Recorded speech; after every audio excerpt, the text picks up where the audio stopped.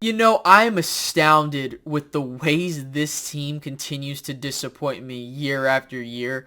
But this, I believe, is the record time, speed run, if you will, for how quickly I got apathetic and pessimistic going into 2022 or any season. I'm going to go over this entire press conference with Stephen Jones, Jerry Jones, and Mike McCarthy and how, look, they answered all these questions in a way where I'm like, I cannot take this team seriously in 2022. I'm not saying the team's going to be trash, but we'll get into my thoughts and opinions on this. But look, what's going on, guys? Space Cowboy here. Welcome back to the channel, and today we're going to be going over this press conference that took place to start off training camp and how it really took me back into the apathetic mood that I've been in with this Cowboys team. If you can like the video, that would be awesome. It helps the video perform better in YouTube's algorithm. Also, if you could do me a favor and also subscribe if you keep coming back or are new here to get more Cowboys content from myself and have me just pull my hair out when this team just irks the hell out of me, and also hit the notification bell. In fact, I'm about to shave my head because I'm going to, in effect, pull my hair out because of what this press conference really did. So, we're going to start off with one of the key things that happened, and no one really asked Mike or Jerry this question about job security, but he went out there, and that being Jerry, and said the following: I want to be real clear. He wouldn't be sitting here today if I didn't believe he was the man to lead this team to a Super Bowl. The guy to my right is the guy I'm convicted about. And on top of that, the part that made me laugh was, I think he said something to the liking of, there were other options, and I elected to roll with Mike. I'm just paraphrasing there. But who says that in front of your head coach to the media of your goddamn team? You're like saying, that's like me saying, hey, listen, you know, you're doing a great job. I really think that you're right for this job, but I have other options or had other options out there to replace you. But keep up the great work, Mike. Like, what the hell? I cannot take this team seriously. And it's just, it gets worse. So buckle in, ladies and gentlemen. Now, another key thing that happened was then Jerry went on to talk about how, like, they kind of came up with the decisions to let some of these players go, and it's just such a hypocritical statement. Let's take a look. More important than anything, these decisions I made relative to top players had everything to do with their availability and my concern about their availability, adding not trying to demean the players. So wait a minute, you mean to tell me that you decided, okay, we're going to let go of Amari Cooper, we're going to let go of Randy Gregory, we're going to let go of La'el Collins because of availability issues, whether that be because of injury, personality, or whatever the hell, and then you want to sit there and, like, give money to Michael Gallup? You want to give money to a guy in DeMarcus Lawrence, which I'm not disrespecting here, but just hear me out. You nearly cut him. You want to get, like, these are guys that have availability concerns, and here we are having this goddamn discussion on, oh, availability was the problem. Get the hell out of here with that nonsense, you know? Like, that doesn't make any sense to me. And you want to be like, oh, we're not trying to demean these players. But wait, weren't you trying to bring Randy Gregory back on a $14 million a year deal? And here you are trying to be like, oh, we didn't need these players anyway. Get the fuck out of here, Jerry. Stop trying to lie. Like, we all know that you just didn't, well, not you, but your son didn't want to pay him. That's just the truth of the matter. And it's such a hypocritical statement because of how the Cowboys built their team this year. You brought back guys that have availability concerns, and you want to tell me that you're like, oh, well, we made decisions based on availability. Nonsense. So then I wanted to give a shout out to Mike McCarthy, who, by the way, looking real good for that initial press conference, looking real sharp. You know, I think he lost a decent amount of weight, and, you know, I'm not sure if that's on his own accord or maybe the job stressing him out. But listen, bro, I give props to Mike McCarthy. He's looking good, and you know, I think he's done a really good job given the circumstances of what he's dealing with. So I'm not one of those guys that hates Mike McCarthy. I think that, you know, there are things that I could wish him to do more, but I think Mike's onto something here. He's building a decent football program.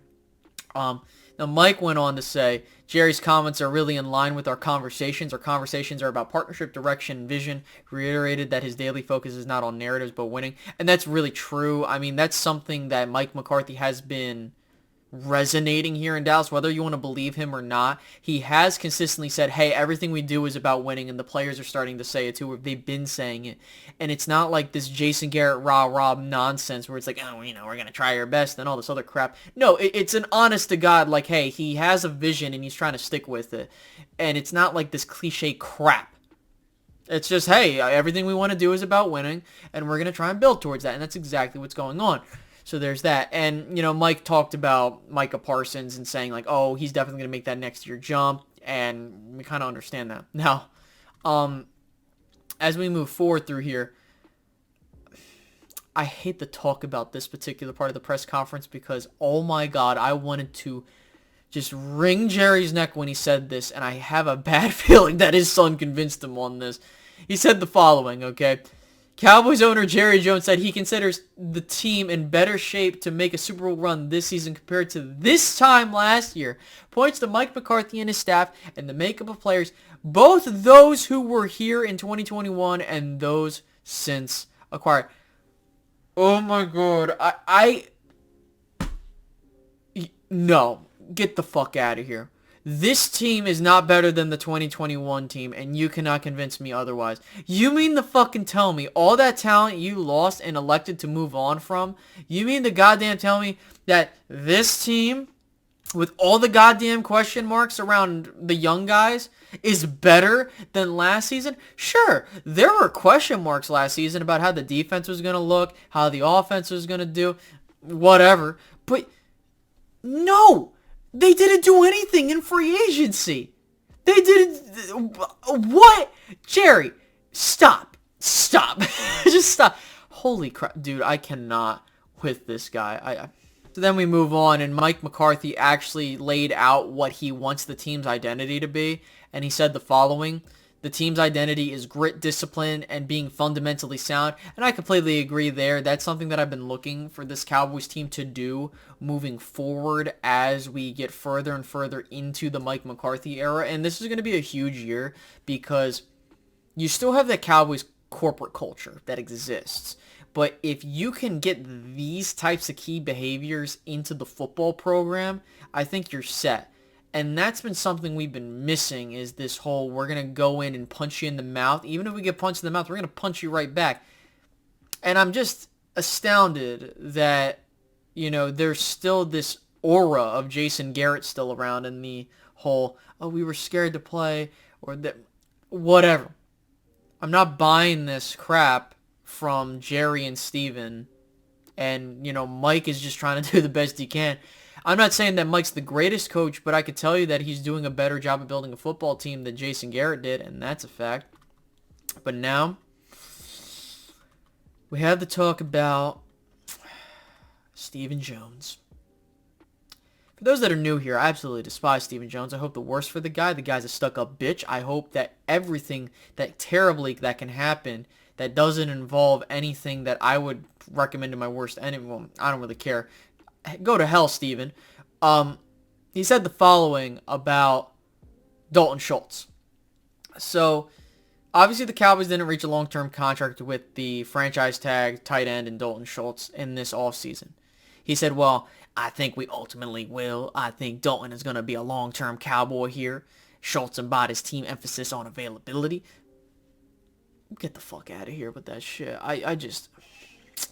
Listen, I'm not trying to say that Dalton's bad. What I'm saying is that you could have paid him, and here you are playing this fucking hardball bullshit like you always do, like you did with the two other guys. Like, pay the dude.